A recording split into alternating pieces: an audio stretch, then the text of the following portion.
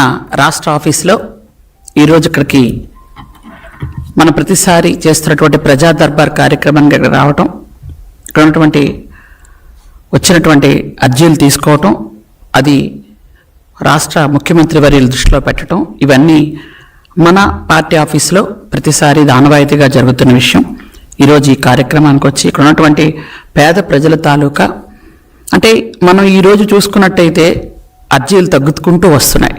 ప్రతిసారి మనం ఇక్కడ రావటం, ప్రజా దర్బార్ పెడుతూ ఉంటే అలా 1000 దగ్గర నుంచి అలా 10ల సంఖ్యలోకి రావటం మనం గమనించవలసిన విషయం. కాబట్టి ప్రతి వాళ్ళు కూడా అక్కడ లోకల్గా ఉన్నటువంటి ఎమ్మెల్యేలకు కూడా ఇస్తున్నారు. ఇచ్చి ఇక్కడ మన రాష్ట్ర పార్టీ ఆఫీస్లో కూడా మనకి ఇక్కడ న్యాయం జరుగుతుందని ఒక నమ్మకంతో వచ్చి వాళ్ళు సంతృప్తిగా వెళ్ళటం మాకు చాలా సంతోషంగా ఉంది. ఈరోజు మన రాష్ట్రంలో రాజకీయాల విషయం చూసుకున్నట్టయితే మీ అందరికీ కూడా తెలుసు, ఈరోజు మన ప్రతిపక్ష హోదా లేని ఒక ప్రతిపక్షం ఉంది. ఆ ప్రతిపక్షం ఏంటి అంటే వాళ్ళ గుర్తు ఏమిటి అన్నది అందరూ మర్చిపోయారు ఇంచుమించు. నాకు తెలిసి ఇప్పుడు వాళ్ళ గుర్తు గొడ్డలే అనుకుంటున్నారు అందరూ. అది ఖచ్చితంగా, ఎందుకంటే ఆయన పేరులో గన్ను ఉంది, పార్టీ గుర్తులో గొడ్డలు ఉంటే బెటర్ అని, అలా వెళ్తేనే బాగుంటుంది అనే ఉద్దేశంలో వాళ్ళు కూడా వెళ్తున్నట్టే కనిపిస్తుంది మనకి.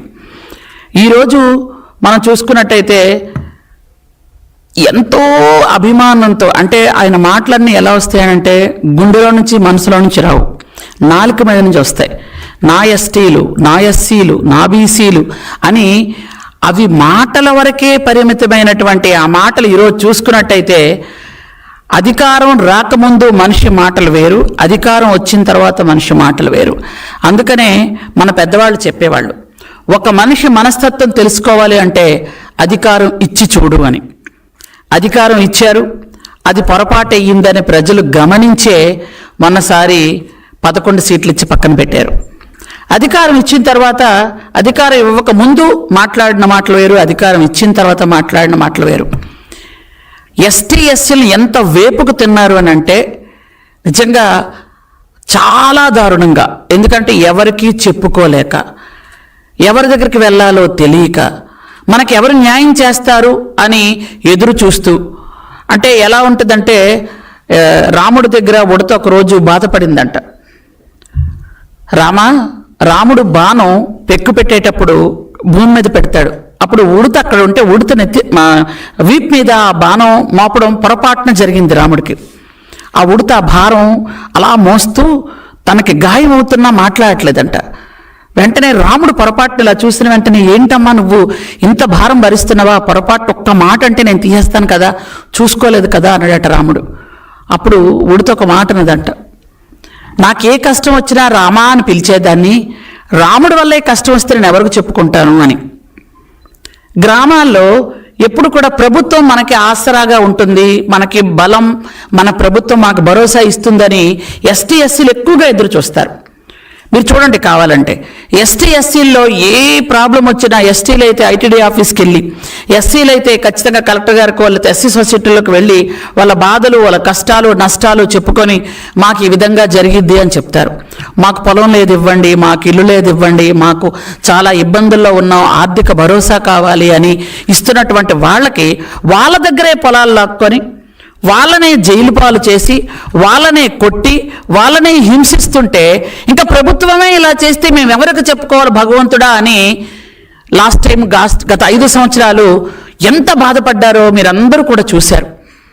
ముఖ్యంగా ఏదైనా ఒక మాట మాట్లాడితే, సోషల్ మీడియాలో ఒక మాట మాట్లాడితే వాళ్ళని వేధించడం, న్యాయం అడిగినందుకు ఎంతో విజ్ఞతతో ఉండి చదువుకున్న ఒక డాక్టర్ని నడి రోడ్డు మీద అవమానపరిచి అతనికతనే చచ్చిపోయే విధంగా, అంటే అది నిజంగా చాలామంది ఆయన చనిపోయాడు అంటారు కానీ వీళ్ళు హత్య చేశారని మాత్రం నేను ఖచ్చితంగా చెప్పగలను. 1 కాదు 2 కాదు, ఎస్టీలు అయితేనేమి, ఎస్సీలను అయితేనేమి విపరీతంగా. ఎస్టీలు అయితే నేను ఎక్కువ ఉదాహరణలు చెప్పను, 2 చెప్పదలుచుకున్నాను. ఎందుకనంటే మనం ఎస్టీల దగ్గరకు వచ్చేటప్పటికి ఒక మహిళ తను న్యాయం అడిగింది అని, కేవలం న్యాయం అడిగింది, ఆమె ఇంకేమీ అడగలేదు. అలాంటి మహిళని పల్నాడు జిల్లాలో నకరికల్ మండలంలో పాపం ఆవిడ్ని, అది మంత్రిభాయ్ ఆవిడ పేరు పాపం, ఆవిడ లంబాడి అంటే సుగాలి జాతికి చెందిన ఆవిడని ట్రాక్టర్తో తొక్కించారు. కేవలం ఆవిడ పొలం ఆవిడకు వదిలేయమన్నందుకు, ఆవిడ ఒక న్యాయం అడిగినందుకు.